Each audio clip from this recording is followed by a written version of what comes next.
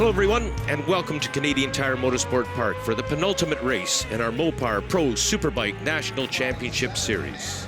I'm your series announcer, Frank Wood. Today's race is brought to you by Dalton Timmis Insurance, Honda, Magneti Marelli offered by Mopar, Drift, and Dunlop. Here we are, Canadian Tire Motorsport Park. 2 races left to go, 24 hours to decide the 2018 championship, and the pressure is on at the biggest race of the year in the Mopar CSBK Tour. We had a terrific qualifying session here. We're back to a 4-3-4 grid as we had at Shannonville at the opener. It's due to the wider track. And interesting to note that we actually have a non-BMW on the front row. Kenny Reedman back in the series with his Kawasaki. And of course, we also have Trevor Daly on row 3 with his Ninja. Also like to mention Stephen Nickerson, very strong effort from him in qualifying with that very distinctive sort of aquamarine Honda. And that Honda has been in various pieces over the weekend. You'll remember in the warm-up on this morning where he had some problems with a contact with Jordan Zoke, and that motorcycle was beat up. They've spent the last few hours getting that thing back in shape again. There's a great shot of Marcel Ernie coming down turn 2, and note that he has that drift camera right on the side of his helmet. Yes, we have a number of drift cameras on most of the front-running bikes. Marcel Ernie was an early adapter with drift. He was the first one to use it in the series back here a few years ago in the rain in a battle with Jody Christie. And as we continue to look at our grids, we're going to move up a couple. There's Jacob Shaw O'Leary back in the series after a very strong effort at Atlantic Motorsport Park, his home track, which was actually his start to his racing season because he was out through the first half of the year with a concussion. And Ryan Boddy in from Calgary, Alberta, so we've got East Coast representation and folks in from the West as well. Yeah, always a good field here at Canadian Tire Motorsport Park, a deep field, and of course the pace here is aggressively presented, as they like to say, and it was good to see everybody get so close to the lap record. Now we're up to the third row, and in there it's actually worth mentioning that McBride has returned to the series, and also that Tremblay, who normally rides a Kawasaki 600, has a 1000 here, and it looks very good for his first run on a big bike this season. Not sure what the issue was with Matthew McBride, but I did note one of the CSBK officials coming over to see him just before we sent them out on that warm-up lap, and looked like he had some problem with his face shield snap or something like that. But yeah, good to see him back again. He ran so strong at Shannonville, but for whatever reasons, Matthew McBride chooses to ride only Shannonville and Canadian Tire Motorsport Park. And we were briefly on board and back on board now with Samuel Trepagny, who's on the outside of the first row. He is not satisfied with that effort and was burning the midnight oil to try and get that bike working properly. Again on board looking back with Ernie, the only rear-facing camera we have of the cockpit of a motorcycle. There we have a good look at row 2, and we have Jammin' Jeff Williams, Matt McBride, and Stephen Nickerson, 2 veterans and 1 young up-and-comer. You talk about Trepagny, he made no secret about coming into this weekend. He has made a statement that he's going to win one or both of these races, so we'll see how this plays out as we get ready for round 6. Round 7 will run tomorrow, of course, but we now look to the Pro 6 cycle starting lights. All the lights are coming on. Now we have between 1 and 4 seconds before they go off. Wow, it seemed to take a long time. Reedman with a really nice launch there on the Kawasaki. We picked them up now coming down into turn 1, and it is Jordan Zoke who's taken the race lead. Ben Young just in behind him, and Trepagny around the outside. Look at Young! Holy, jumped up. He just about ran off the track for 1 going into turn number 2, and he has taken the race lead, Colin. Wow, you can't help but be excited. Ben Young always Mr. Smooth. When he's that aggressive looking for the lead in the first turn, I think we're in for a good one, Frank. Yeah, no kidding. We saw some aggression from him back at Grand Bend on the West Coast at Grand Bend Motorplex, but this is good to see, especially as you mentioned, Colin, seeing it so early in the race. On board now with Kenny Reedman on the Sturgis cycle machine, charging down into turn number 5, and Reedman takes the inside line. No, can't quite get it done on Trepagny. He holds on to 4th spot. Trepagny in 3rd, Zoke is in 2nd, and Ben Young, we're on board with him right now on the Mario Andretti straightaway. And the guy I think I should warn you to watch is Trepagny, because he is riding very aggressively.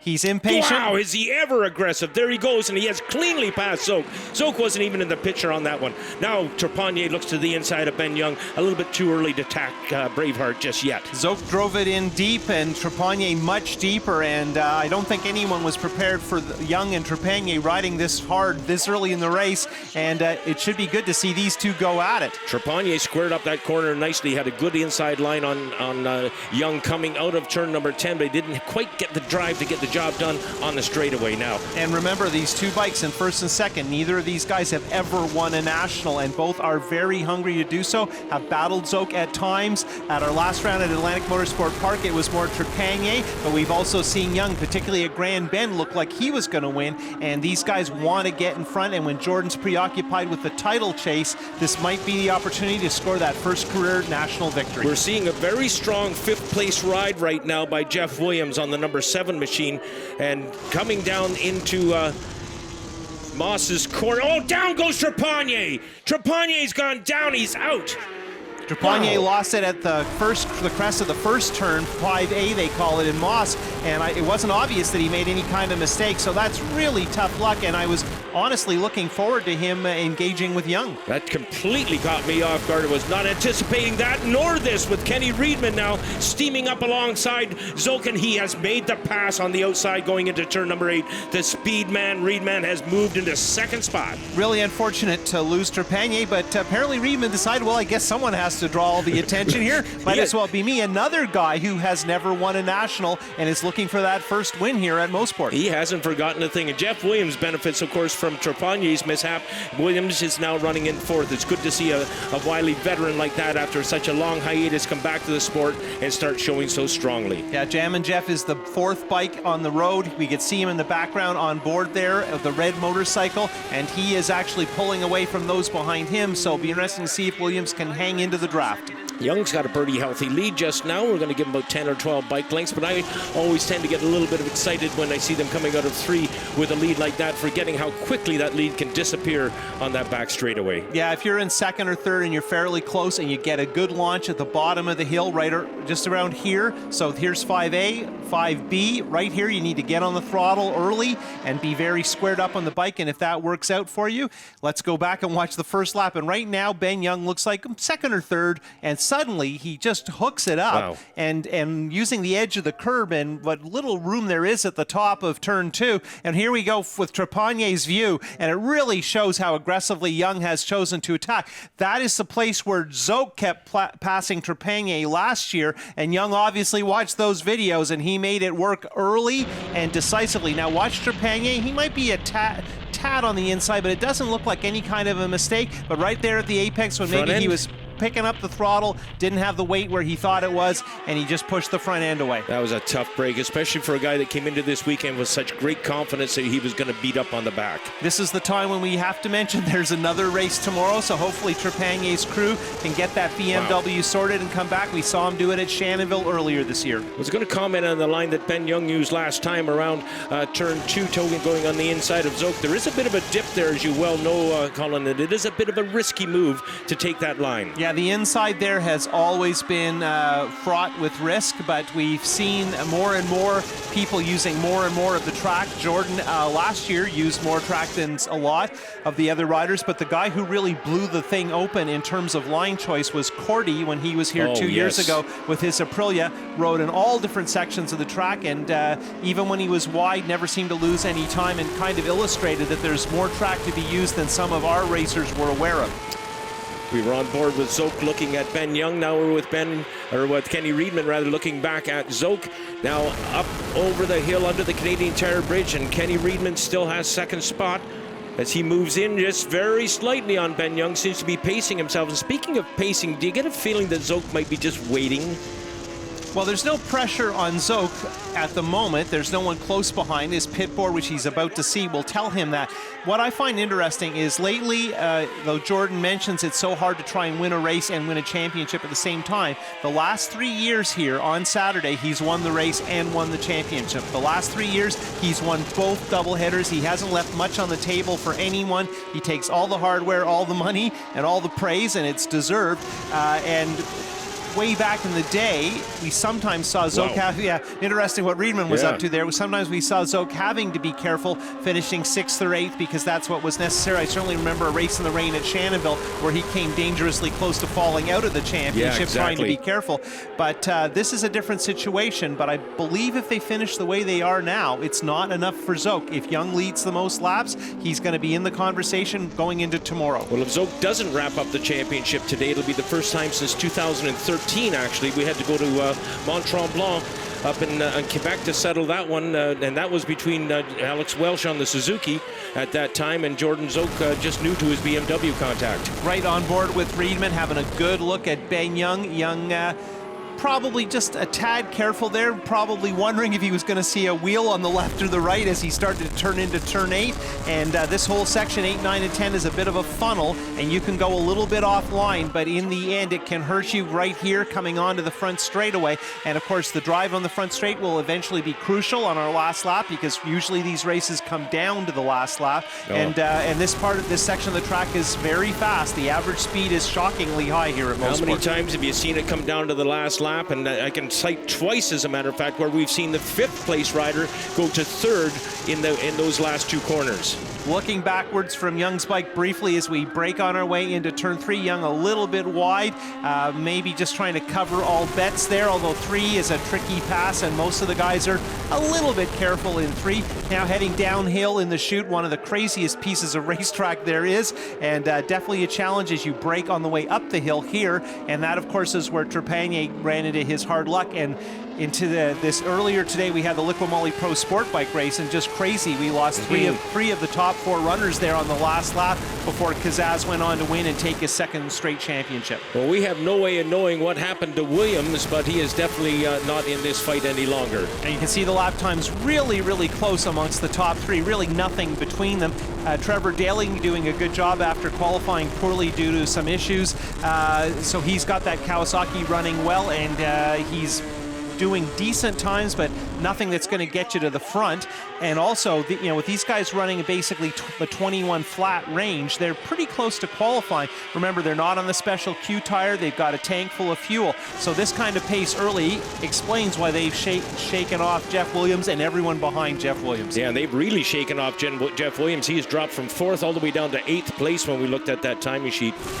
Now coming out of turn 2, they're going to take a run up into turn 3, and it looked like Kenny Riedman having a look to the inside. Ben's leaving a lot of room there, Colin. Yeah, I don't know that that's usable room. If it was the last lap, it might be. But right now, I think everybody's fairly comfortable, and I can't help but think that Young's goal right now is to be absolutely sure he gets the points bonus for most laps led. So Young wants to just stay far enough in front that every time when he crosses the line, he scores another lap completed as the leader, and eventually when we get past halfway, if he's led all the laps, then he's got the bonus. Well, he's running a very clean race too, Colin, when I see that shot. Just, oh, look at Riedman now. Riedman passing Ben Young up over the hill underneath the Canadian Tire Bridge, and Kenny Riedman has taken the race lead.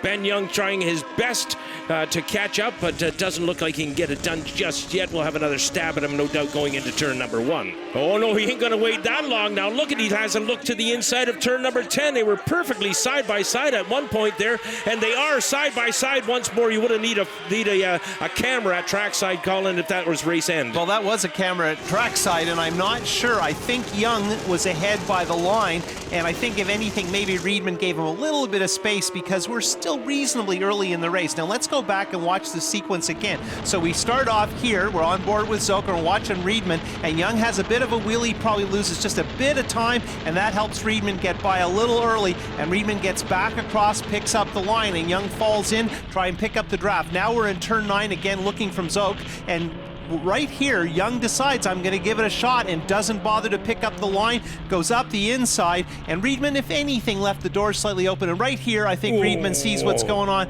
He's in good shape. He can leave Ben a little room. And I thought Riedman was going to come out ahead. Now let's watch to where the official finish line is. It's not this one. It's the orange one coming up here. Yeah. And I think Young would have got it, but there wasn't much between them. It would have been a photo finish, that's for certainty.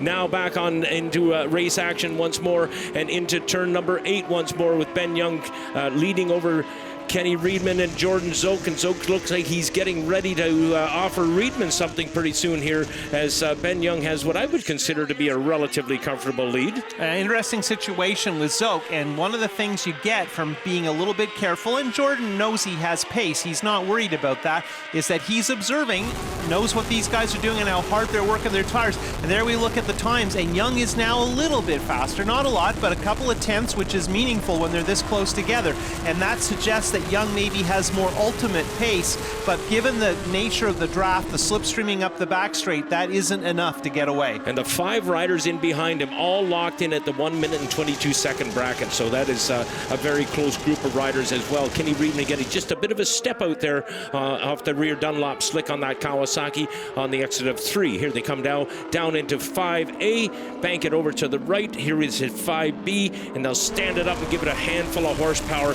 up to Mario Andretti straight away, and that's a long uphill climb. As we look from on board the Kawasaki of Reedman, we're looking at Young's BMW, and here's where the draft really kicks in.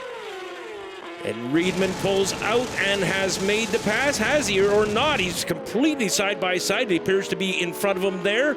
Look at this action. Here's those two buddies, as they call themselves, side by side through turn number 8. Reedman continues to lead he takes the racing line away from Young on the exit of 8. And this time he doesn't allow Young to go up the inside in 10. And of course, we're watching these guys playing out the scenarios, trying to figure out in terms of gearing and traction and electronics and all the options and the choices they've made to set up their bikes, how things are going to work. And there you see Zoke, very careful, very well judged, and very close. Now let's go back to a replay. Let's watch again and see what happened there on the back straight. We're on board with Zoke. Reedman going to the left as usual. Young with a little bit of a wheelie, not as much as the last time. But right here, it looks like Young's going to hold them off on the brakes. And I think what happens is Young just leaves the brakes on a bit, so Reedman gets in. No drama, but remember, later in the race, it will not play out this way. No, he'll be slightly more aggressive at that point. What a great view Kenny Reedman has right now. Clear field of vision, and 2 of the best Superbike riders in Canada in behind him, and he knows it. On board with Zoke, and he is in perfect slipstreaming position with Young's BMW, but Young is edging away from Zoke. It doesn't look like Zoke can do a lot in the draft. He can stay close, but he can't make a move. Previous years, Zoke has been able to slipstream up into the battle. Quite so. Reedman now still with the lead. It looked like Young was going to attempt. Oh, he is going to attempt another shot at him as he goes into turn number 9. No, not quite enough momentum to carry him through there. Has another look to the inside of 10 and wisely thinks better of it.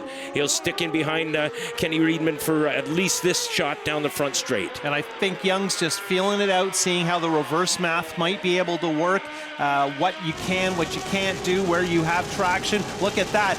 Young showing a lot of speed on the exit of 1. And last year, that's where Zoke made pass after pass work on leader Trepanier. We haven't seen much of that this race, but clearly the guys are thinking about that as a spot. Of course, Young, first lap, that was an awesome move. Yeah, and ever since then, he knows he's got that great grunt coming out of turn number 1, and should he need it towards the race end, that's definitely where he'll use it. And it's interesting, all these guys obviously have great electronics, and they're completely adjustable, so they know what to do with the traction control, but you can see the tires spinning a bit, the bike stepping out, and they want to be able to finish the turns with a little bit of wheel spin. The question is, how much can you accept and how much are you comfortable with, and how much kills the tire? Well, coming out of turn 1, you'll see quite a few black streaks from the riders exiting that, so they obviously haven't adjusted that much. As Young now looking to the left of Kenny Reedman, not quite enough speed to come up alongside Kenny, but he carries great momentum through 8 now. Will he try something in 9? No, they're staying together.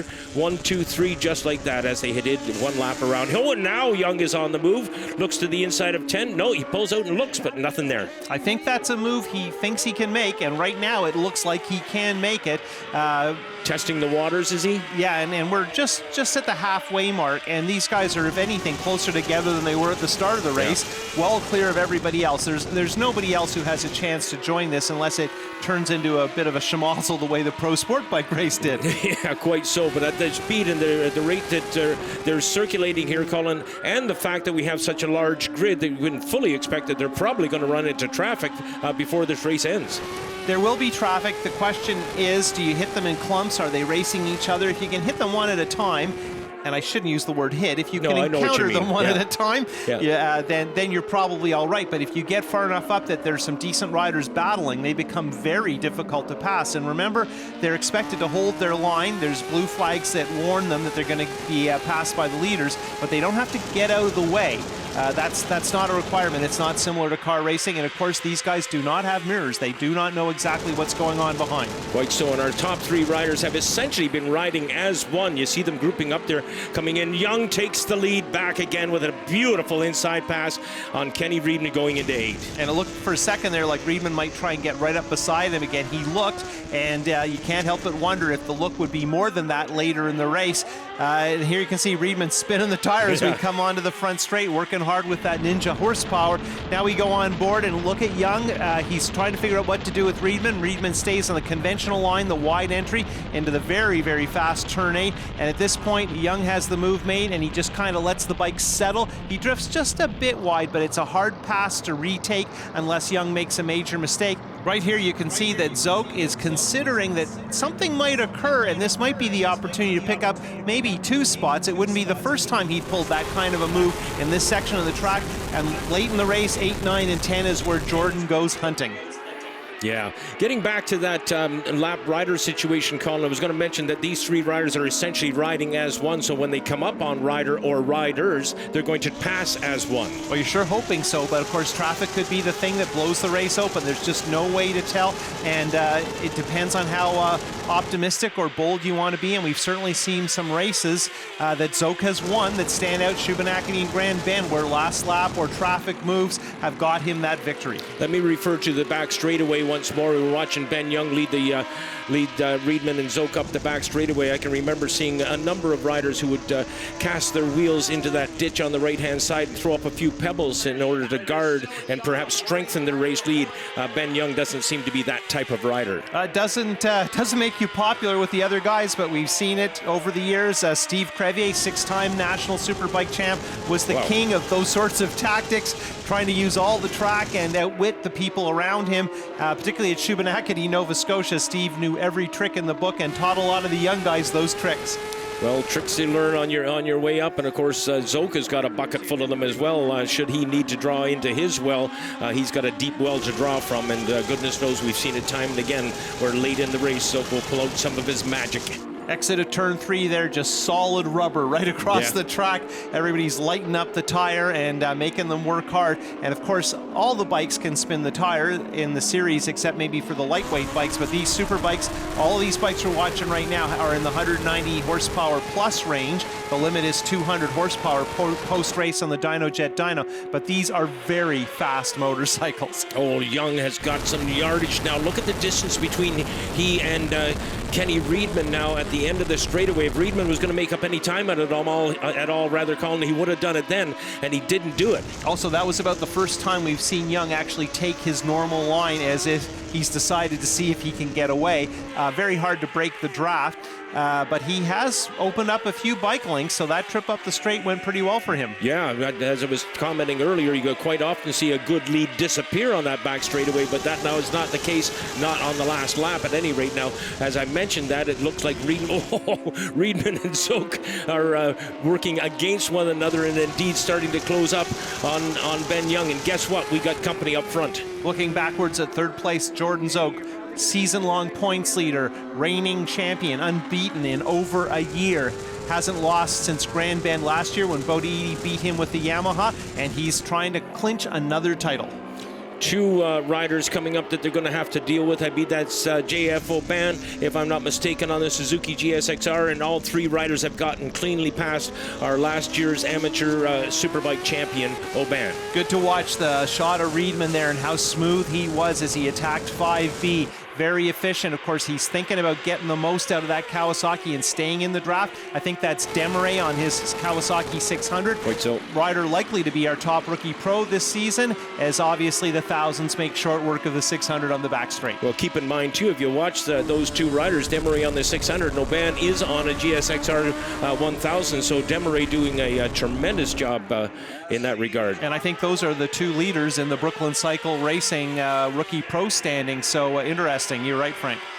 And as we steam down now into turn 1, we get a quick glimpse of the crowd around this place. I should pass comment because I'm quite sure we have a record crowd here at Canadian Tire Motorsport Park this weekend. It's outstanding, the number of people we see here. No suggestion of bad weather. We've been very, very fortunate this year. We've had rain, but that's never affected the Superbike race. We were just briefly on board with the drift camera on Reedman's Kawasaki, having a look at Ben Young's BMW, and we have a bit of a status quo at the moment. And black lines there coming out of three. Yeah, Amazing. out of three, it is impressive. There's a lot of rubber down there. And here we head through the chute, down the hill, up the hill, hard on the brakes, and then, of course, lining everything up. And the key moment is right here when you pick up the throttle and start working through the gears on the back straight. And that is probably the single most important thing to a fast lap at Motorsport, particularly if there's a fast bike right in front of you that can break the air. We were on board with Zoke for a moment, and then we were looking head from Zoke, and now they're again on board with Jordan Zoke, looking at Kenny Reedman. And Reedman, of course, watching the back wheel, that Dunlop slick of Ben Young, staying virtually right in his wheel tracks, and we've got more company coming.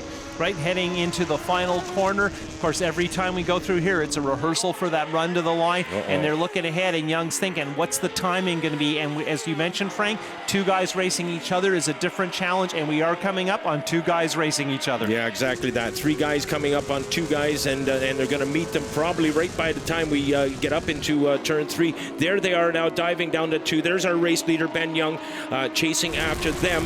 And, of course, we're on board now with Kenny Reedman, and we follow Ben Young in, and they're exactly closing up on them as we predicted. Big moment there for Kenny Reedman. Wow, that was a bit massive. Yeah, that was a scary one. Look at Zoke, almost got by Reedman there, and I think Reedman wanted to not get bogged down while Young dealt with the traffic, and unfortunately he got too much throttle, saved it, but lost the drive, and that has hurt him now in this traffic situation. I believe Young is passed already. Yeah, Young is past him. Reedman's trying to get past now. He pulls up, and Zoke, I think, ended up in the short end of the stick on that one. Hard to say, but Zoke's still dealing with the traffic as we head over the top of the hill past what they call turn 7 into turn 8. And, well, it didn't hurt Reedman as much as I thought it would, but it had to have his heart pumping pretty hard. Well, featured that Young passed the first rider on the exit of turn number 5, and it wasn't until they got up into 8 that Zoke finally caught the last rider.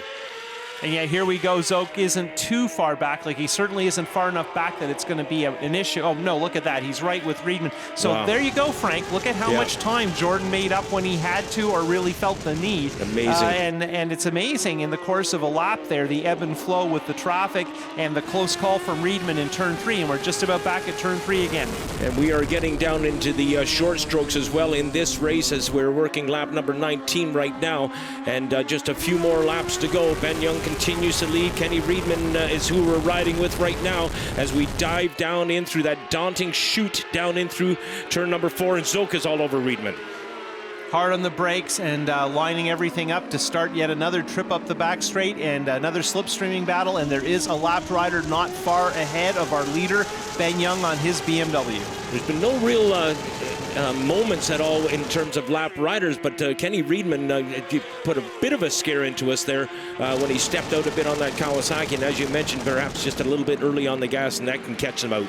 Yeah, early or maybe just a tad greedy. You know, you see as an opportunity, and everybody all the time is trying to get on the throttle as early as seems practical. Yeah. And who knows what you're doing in terms of the adjustment of the traction control as the tires wear, and also most of these guys do like to steer the bike on the throttle to some degree.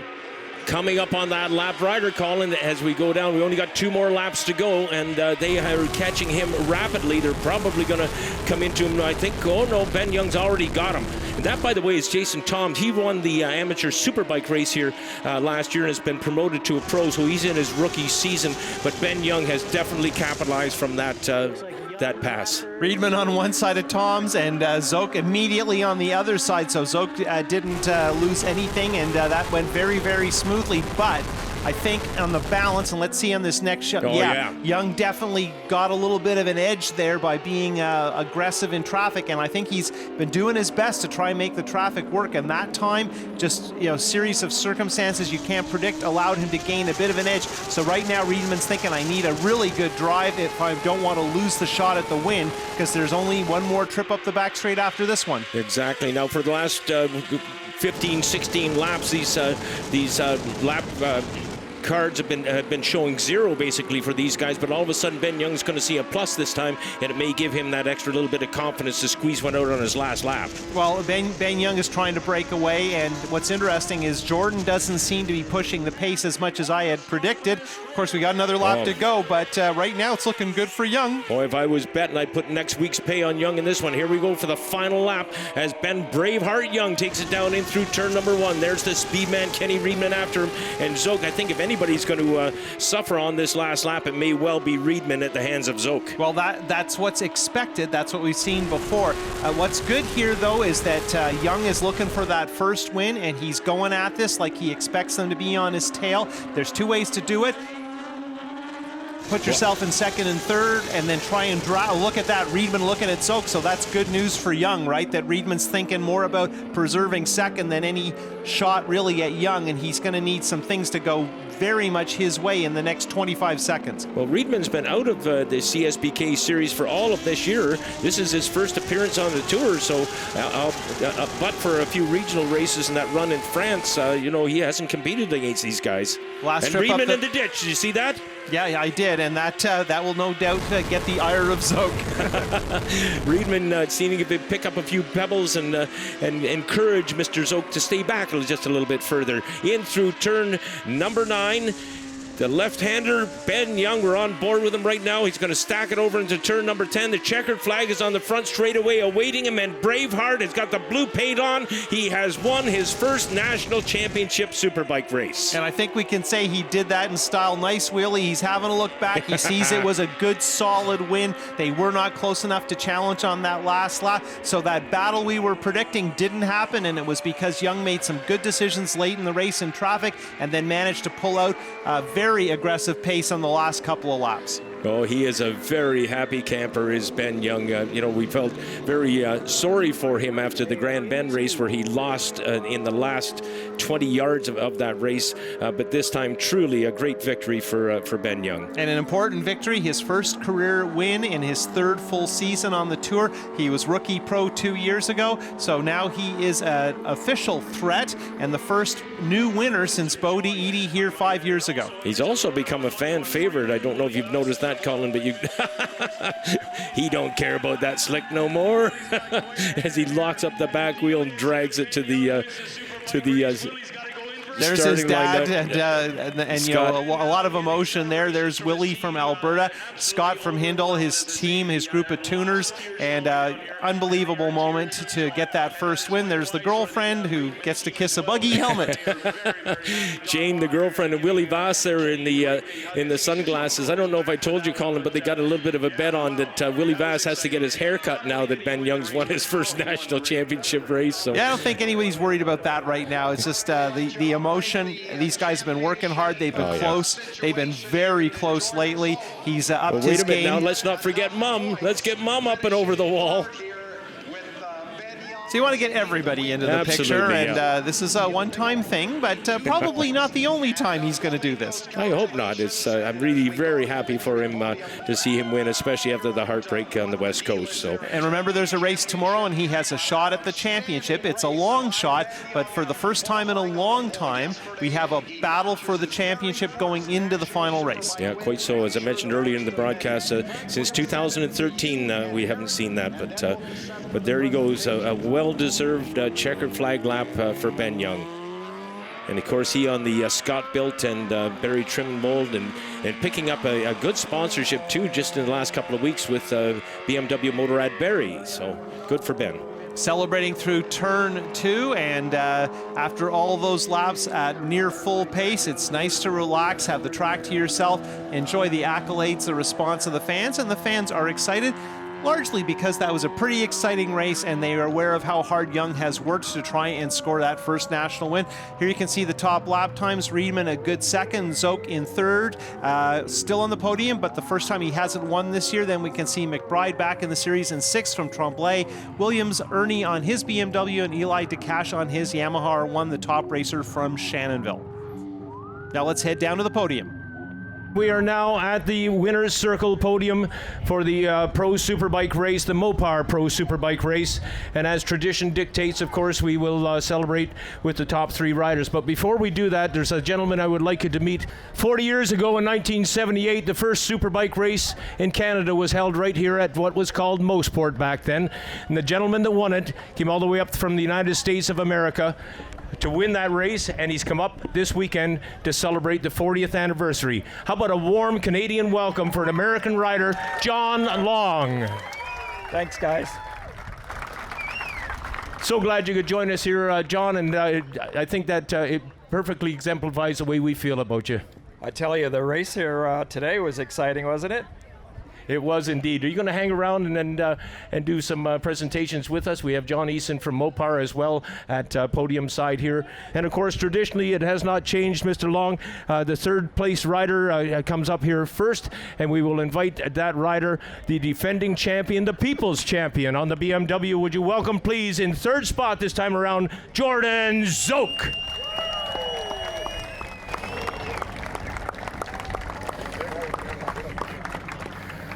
Jordan receiving that trophy essentially from his boss, from Mopar. Finishing in second spot this time around, would you welcome, please, from Caledon, Ontario on the ZX-10 Kawasaki, it is Kenny Reedman. I don't know how many times fans asked me today, where's he been? Well, he's back, and he's on the second step of this podium. Kenny Reedman receiving his trophy from John Eason from Mopar, and of course he'll have an opportunity to shake hands with, first of all, Jordan Zoke, and of course with John Long as well once he gets over to this side of the podium. Kenny, you've met John Long, I'm sure. And now to the top of the box for the first time, his first Superbike win here in Canada. He's taken 2 fast qualifiers, including the one this weekend. Canada, welcome, please, Braveheart Ben Young. That was pretty good, but I bet you can do better. Can you make more noise for Ben as he makes his way up here? It's his first Superbike win.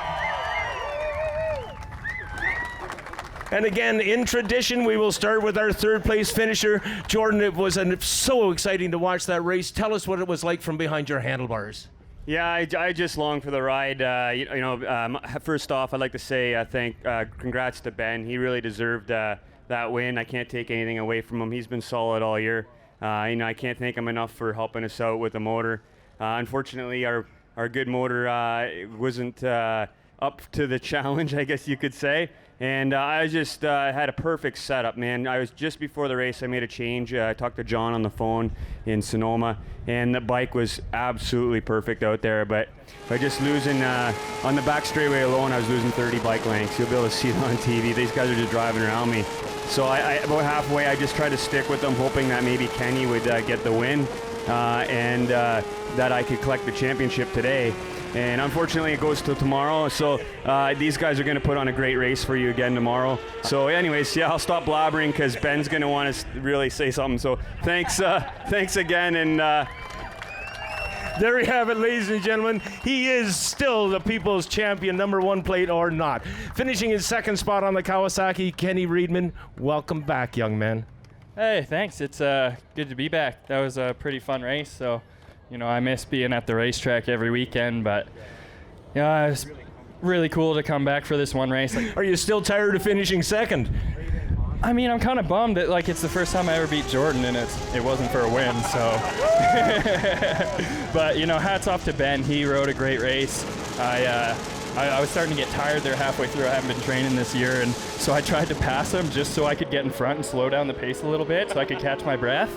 And he managed to get back by me, and I kept thinking, he had a couple slides, I kept thinking maybe his tire was going to go off, but he managed it really well. And hats off to Ben. Congrats on his first Superbike win. It's cool to see a buddy get it done, and I'm going to come back out tomorrow, and I want my win.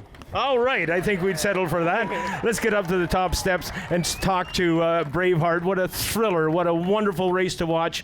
Tell us all about it from behind the handlebars. Yeah, that was a beaut for sure. We got off to a good start. Jordan got the whole shot, and then I just got an amazing drive out of one on the first lap, so I put myself up the inside, and from then on out I was like, okay, see if we can break this up and get going. And yeah, I see my pit board got up to 0.4 at one point, but then the next lap we were down to 0.2 again, and so I was like, okay, this isn't going to go the way I would like it to, but that's fine. We also have in our pit signal how many guys are in our group, and I seen 3, and as soon as Kenny came by, I was like, yeah, like this is awesome. Like, yeah, it's Kenny, and Kenny and I got close a couple times, which is just like old times and good fun from for all the years we've been racing together. And yeah, just got back out front after making the move on Kenny into the back straight, and it was good, clean sailing from there now. It's great to see so many people out here. The weather's beautiful for it, so thanks to everybody, and good job to these 2 guys, and for a solid race and clean one. Is it true you're going to make Willie have a haircut? Oh yeah, I completely forgot about that one. Yeah, that's been going on for a couple years now, and I've just seen Doug walk by back there. Thank you to DL and the dog for jumping on track back at 5A and giving the high five. So yeah, great for everybody out here, and is really happy for that P1. Congratulations to you, Braveheart Ben Young. Ladies and gentlemen, your podium. Jordan Zoke in 3rd spot, Kenny Reedman in 2nd, and on top of the box, Braveheart Ben Young. Looking at our point standings with 1 race left to go, and for the first time in 5 years, the championship will not be decided until the final round. Young has a shot at it. He's going to need to win. He's going to need to lead the most laps, and Zoke needs to be 14th or worse, because a tiebreaker would go his way due to the 5 wins he's scored so far this year. Look at Trevor Daly up to 3rd with that Kawasaki. And that wraps it up from Canadian Tire Motorsport Park. On behalf of the CSBK crew, Colin Fraser, myself, Frank Wood, thanks for being with us. See you soon.